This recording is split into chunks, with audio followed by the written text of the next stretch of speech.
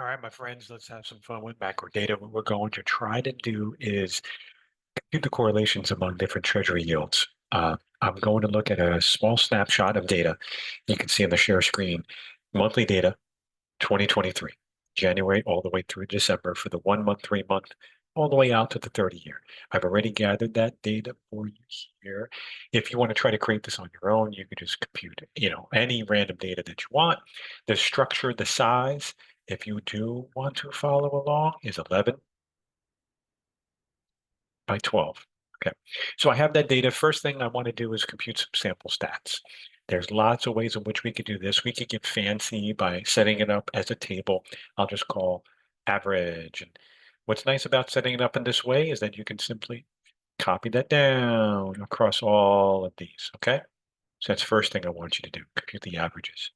So that's saying that in the month of 2023, the average 1 month treasury yield was 5.13%. Okay, standard deviation, we want to use the sample, so stdev.s. And again, given the structure, very easy peasy, so go ahead and copy that over. If you didn't catch that, go ahead, slow it down, but you go and you click on it, you navigate down to the lower right-hand corner until you get the hash, and you just click the mouse button left and drag it over. Uh, Variance, we could actually either square the standard deviation or take variance.s, same thing. Now I want to compute some correlations, and that's the main structure of what I wanted to do today. So correlations between 1 and 3, 1 and 6, 1 and 12. There's numerous, 3 and 6, 3 and 1, 3 and 2. Let's just do it first with the 1 month. So we're going to compute the correlation between the 1 month, B6 to B17, with the 1 month. Okay, so what should be the correlation with itself? How would the 1 month move with itself? It should move 1-for-1. Correlation is 1.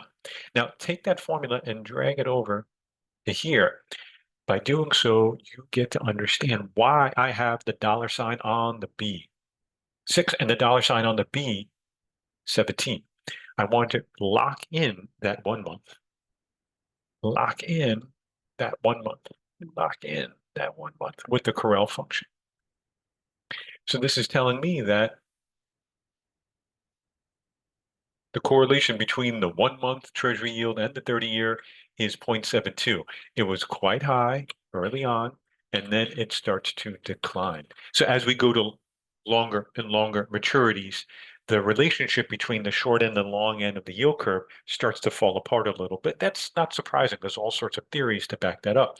We also want to compute a covariance between B, lock it in 6 to B, lock it in 17 with B16, B17.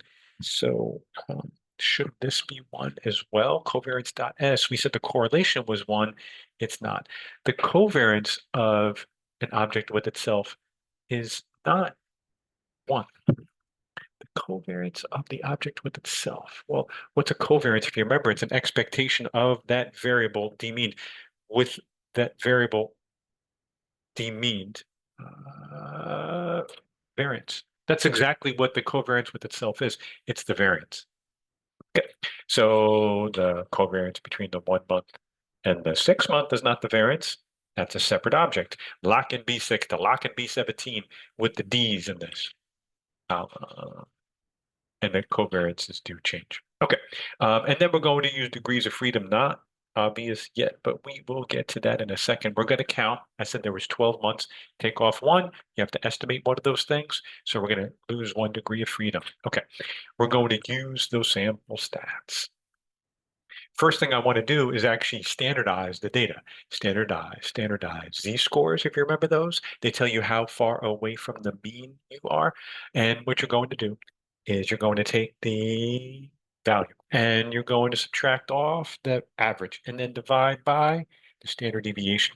Now you could do that by hand, especially since we've already got the mean and standard deviation, or you could use the standardize function.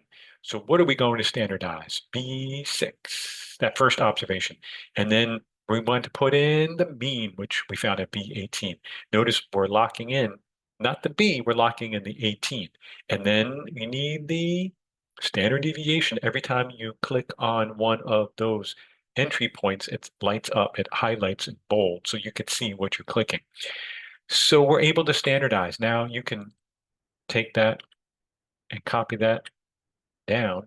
And since the dollar signs are on the 18 and 19 respectively for mean and standard deviation, it's always going to be referencing that. You could also copy that over, and you notice it's still referencing 18 and 19, but it shifted over for column D. That's why we didn't lock in the D columns with the dollar signs. So now we have standardized. What does the minus 1.1 mean? What that's telling you is that the 1-month Treasury yield in January 2023 of 4.52 was negative sign below the mean. How many units below the mean? 1.1 standard deviations below the mean. Anything that was positive, that would be above the mean. The more standard deviations, the larger that z-score. Okay, so why did I need to do that? Well, what that would allow us to do is easily compute the correlation matrix with some mathematical transformation. The correlation, if you remember, is a covariance divided by two standard deviations. So a z-score is like uh, x minus an average divided by a standard deviation. So this is a trick to allow us to compute the correlations easily. First, we have the standard deviation in the denominator based upon the standardization. Then we're going to multiply these two standard deviations, these two standardizations, which will allow us to replicate a correlation, which is a covariance divided by the two standard deviations. So to do that in one big old fail swoop, what we could do is go to the data analysis tool pack. If you don't remember data analysis, correlation, and then you would highlight whatever is the data that you want right there. Okay, not the standardized, you go to the correlation. And then you would, it's default to columns, and then you would put it where you want, in this case 048, and I did that already for you because I come prepared. And this is the correlation matrix from the data analysis tool pack. It is correct. But it's not dynamic. If I change the data a little bit, that won't update. So what we want to do is be able to take this standardized column, and we want to be able to multiply it by this standardized column. But, like how do I multiply these vectors? This is where you need a little bit of matrix algebra. Now, I'm not going to go deep into that in this video, but one of the things that you do with the vectors is you have to make sure that they're conformable, that they fit one another. You measure the number of rows and the number of columns. And when you're trying to multiply, you got to multiply them so that the number of rows or columns here fits the number of rows or columns there so that you can do this type of multiplication. That's to be conformable. Again, the purpose here is not matrix algebra. So let me show you the mechanics about how you do that inside of Excel. We need the mmult command. Mmult stands for matrix multiplication. When I was just doing this, each one of those are like matrices. Those are just a vector because it's one. And we want to multiply them together somehow. So mmult handles that type of multiplication. And when you do that, you're going to multiply two things, array 1 and array 2, as it says there. Now, if you notice when I was doing it like this, I also turn like that. That's called a transpose. When you take a vector and you turn it on its side, sometimes you need to transpose it onto its side in order to make it quote unquote conformable so that you can multiply the rows and the columns appropriately. Now, we're not going to do it column by column. That would be too slow. Matrix multiplication can handle an entire matrix array, not just a single vector. So to do that appropriately, what we're going to do is actually highlight the entire area that we need. Now, what I did in advance was I took these headings here and I copied them over to there. And then you can actually right click, paste special, transpose. That's the word that we just had. You take it and then you put it on its side. I already did it. So transpose. That allows me to know, how many visually, how many rows and how many columns that I need. And then I just highlighted that area. Okay.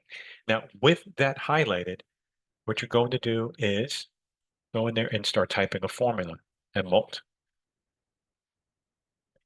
First way to get to the conformability is to transpose this over here. Now, we could name it, which I did, but I'm just going to keep it simple. We're just going to highlight, not the raw data. We're going to highlight what we just standardized and then close the transpose. That's fun to say.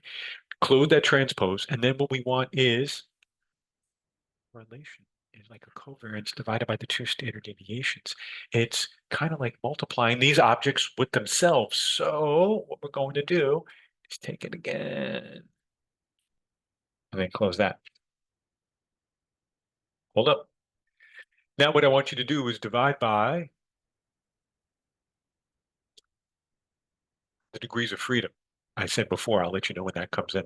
Every time that you're estimating something, a mean, a standard deviation, a covariance, a correlation, you're losing some information in the data set. How much information you have left after you estimate something, use a bit of info, are the degrees of freedom. In order to estimate the correlation, we lose a degree of freedom. Now, we're almost ready to go. Do not hit enter, do not hit enter. Depending upon the version of your Excel, you might be able to get away with it by hitting enter or command or whatever it is on for your Mac people. But the safest thing to do is to do control shift enter all at the same time. All right, let's do it together. Control shift enter. Oh, and it computes the entire matrix array.